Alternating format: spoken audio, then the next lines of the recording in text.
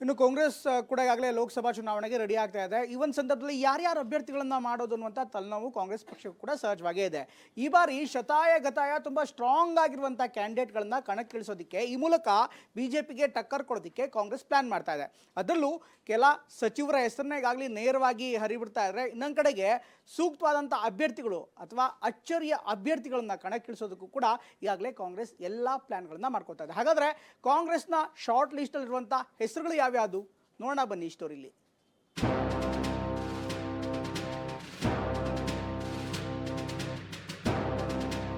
ಲೋಕಸಭೆಯಲ್ಲಿ ಕಾಂಗ್ರೆಸ್ ಪಕ್ಷದ ಪಾಲಿಗೆ ಕರ್ನಾಟಕವೇ ಆಶಾಕಿರಣ. ಹೀಗಾಗಿ ಸಮರ್ಥ ಅಭ್ಯರ್ಥಿಗಳ ಹುಡುಕಾಟ ನಡೆಸಿರುವ ಕೆಪಿಸಿಸಿ ಅಧ್ಯಕ್ಷ ಡಿಕೆ ಶಿವಕುಮಾರ್ ದೆಹಲಿಯಲ್ಲಿ ಸಭೆ ನಡೆಸಿದ್ದಾರೆ.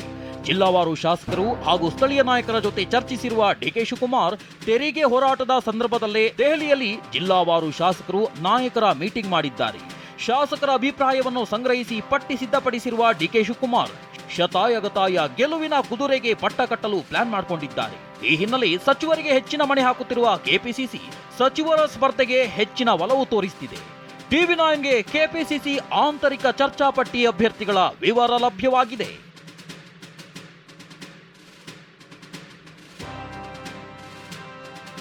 ಬೆಳಗಾವಿ ಲೋಕಸಭಾ ಕ್ಷೇತ್ರದಲ್ಲಿ ಸತೀಶ್ ಜಾರಕಿಹೊಳಿ ಅಥವಾ ಪುತ್ರಿ ಪ್ರಿಯಾಂಕಾ ಜಾರಕಿಹೊಳಿ ಪರ ಕೆಪಿಸಿಸಿ ಬ್ಯಾಟಿಂಗ್ ಮಾಡಿದೆ. ಚಿಕ್ಕೋಡಿ ಲೋಕಸಭಾ ಕ್ಷೇತ್ರಕ್ಕೆ ಲಕ್ಷ್ಮಣ್ ಸವದಿ ಪುತ್ರ ಅಥವಾ ಗಣೇಶ್ ಹುಕ್ಕೇರಿ ಶಿಫಾರಸು ಮಾಡುವ ಸಾಧ್ಯತೆ ಇದೆ. ಹಾವೇರಿ ಲೋಕಸಭಾ ಕ್ಷೇತ್ರದಲ್ಲಿ ಎಚ್.ಕೆ. ಪಾಟೀಲ್ ಪರ ಒಲವು ಇದೆ. ಬಾಗಲಕೋಟೆ ಕ್ಷೇತ್ರಕ್ಕೆ ಅಜಯ್ ಕುಮಾರ್ ಸರ್ನಾಯಕ್, ವೀಣಾ ಕಾಶಪ್ಪನವರ್ ಅಥವಾ ಸಂಯುಕ್ತ ಶಿವಾನಂದ ಪಾಟೀಲ್ ಹೆಸರು ಕೇಳಿ ಬಂದಿದೆ. ಕಲಬುರಗಿ ಲೋಕಸಭಾ ಕ್ಷೇತ್ರಕ್ಕೆ ಮಲ್ಲಿಕಾರ್ಜುನ ಖರ್ಗೆ ಅಳಿಯ ರಾಧಾಕೃಷ್ಣ ಹೆಸರು ಮುಂಚೂಣಿಯಲ್ಲಿದೆ. ಬಳ್ಳಾರಿ ಲೋಕಸಭಾ ಕ್ಷೇತ್ರಕ್ಕೆ ಈ ತುಕಾರಾಂ ಪುತ್ರಿ ಸೌಪರ್ಣಿಕಾ ತುಕಾರಾಂ ಹೆಸರು ಮುನ್ನೆಲೆಗೆ ಬಂದಿದೆ.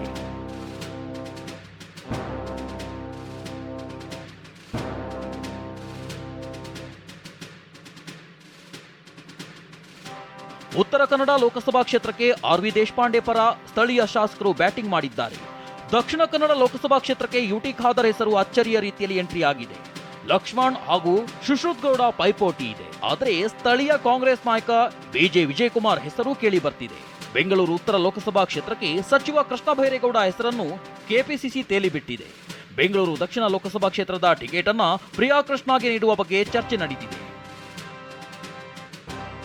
ಕುತೂಹಲ ಮೂಡಿಸಿರುವ ರಾಜ್ಯ ಕಾಂಗ್ರೆಸ್ನ ಲೋಕಸಭಾ ಅಭ್ಯರ್ಥಿ ಆಯ್ಕೆಯಲ್ಲಿ ಮತ್ತಷ್ಟು ಕುತೂಹಲಕಾರಿ ಸಂಗತಿಗಳು ಇವೆ.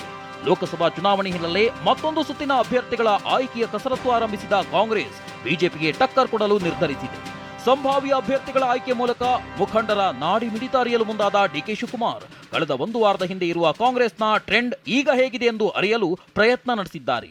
ನಾಡಿ ಮಿಡಿತ ಅರಿಯುವ ಕೆಲಸದಿಂದಾಗಿ ದಿನದಿಂದ ದಿನಕ್ಕೆ ಬದಲಾಗುತ್ತಿರುವ ಸಂಭಾವ್ಯ ಅಭ್ಯರ್ಥಿಗಳ ಪಟ್ಟಿ ಈ ಪ್ರಯತ್ನವನ್ನ ನಿರಂತರವಾಗಿ ಮಾಡುತ್ತಿರುವ ಕೆಪಿಸಿಸಿ ಅಧ್ಯಕ್ಷ ಡಿಕೆ ಶಿವಕುಮಾರ್ ಸಂಭಾವ್ಯ ಅಭ್ಯರ್ಥಿಗಳ ಪಟ್ಟಿ ಬಿಡುಗಡೆಯಾದ ಬಳಿಕ ಕ್ಷೇತ್ರದಲ್ಲಿ ಸಂಚಲನ ಸೃಷ್ಟಿಯಾಗಿದೆ. ಸಂಭಾವ್ಯ ಅಭ್ಯರ್ಥಿಗಳ ಬಗ್ಗೆ ಪರ ವಿರೋಧದ ಚರ್ಚೆ ಶುರುವಾದ ಬೆನ್ನಲ್ಲೇ ಮತ್ತೊಂದು ಸುತ್ತಿನ ಸಭೆಯನ್ನ ಡಿಕೆ ಶಿವಕುಮಾರ್ ನಡೆಸಿದ್ದಾರೆ. ಇತ್ತ ಲಾಬಿ ಮಾಡುವವರ ಪ್ರಯತ್ನ ದೆಹಲಿ ಮಟ್ಟಕ್ಕೂ ಕೂಡ ಹೋಗಿದೆ. ಬಿಜೆಪಿಗೆ ಟಕ್ಕರ್ ಕೊಡುವಂತಹ ಅಭ್ಯರ್ಥಿಗಳನ್ನ ಹುಡುಕಲೇಬೇಕು ಎಂಬ ಒತ್ತಡಕ್ಕೆ ರಾಜ್ಯ ಕಾಂಗ್ರೆಸ್ ನಾಯಕರು ಸಿಲುಕಿದ್ದಾರೆ. ಇದೇ ಕಾರಣಕ್ಕೋಸ್ಕರ ಸ್ವತಃ ಕೆಪಿಸಿಸಿ ಅಧ್ಯಕ್ಷ ಡಿಕೆ ಶಿವಕುಮಾರ್ ಅಭ್ಯರ್ಥಿಗಳ ಮತ್ತೊಂದು ಪಟ್ಟಿಯನ್ನ ಸಿದ್ಧಪಡಿಸಿದ್ದಾರೆ. ಇದೇ ಕಾರಣಕ್ಕೆ ಮತ್ತೆ ಸಚಿವರ ಸ್ಪರ್ಧೆಯ ವಿಚಾರ ಮುನ್ನೆಲೆಗೆ ಬರ್ತಿದೆ. ಆದರೆ ಇದುವರೆಗೂ ಯಾವೊಬ್ಬ ಸಚಿವರು ಕೂಡ ಲೋಕಸಭೆ ಸ್ಪರ್ಧಿಸೋದಕ್ಕೆ ಅತ್ಯಂತ ಉತ್ಸಾಹವನ್ನ ತೋರುತ್ತಿಲ್ಲ. ಪ್ರಸನ್ನ ಗಾಂವ್ಕರ್, ಟಿವಿ9 ಬೆಂಗಳೂರು.